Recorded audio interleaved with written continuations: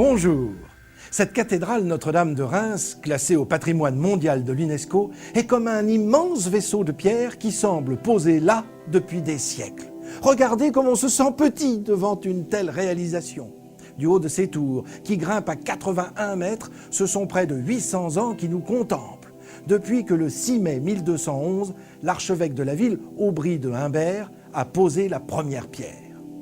Construite autour d'édifices plus anciens, elle a été patiemment conçue par des bâtisseurs, des tailleurs de pierre, des sculpteurs qui donnent vie à ces façades peuplées de centaines de personnages, des rois, des saints et bien sûr des anges.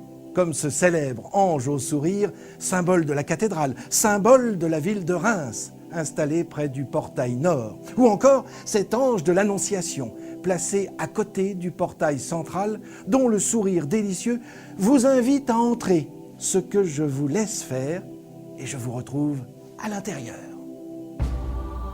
En pleine journée, la première impression est lumineuse. Face à vous, les vitraux du chœur, avec notamment des représentations d'apôtres. Et derrière vous, la petite rose des litanies de Marie, d'un bleu intense, entourée d'un mur sculpté de 52 personnages qui surmontent les portails, et puis, au-dessus du portail central, la grande rose entièrement consacrée à Notre-Dame. Le nez en l'air vous fait découvrir l'incroyable nef de cette cathédrale qui monte à 38 mètres de hauteur. La tête vous tourne, alors pour reprendre appui sur le sol, faites quelques pas vers le centre de la cathédrale. Et là, sous vos pieds, vous lirez cette inscription. Ici, Saint-Remi baptisa Clovis, roi des Francs. En quelques mots, tout est dit.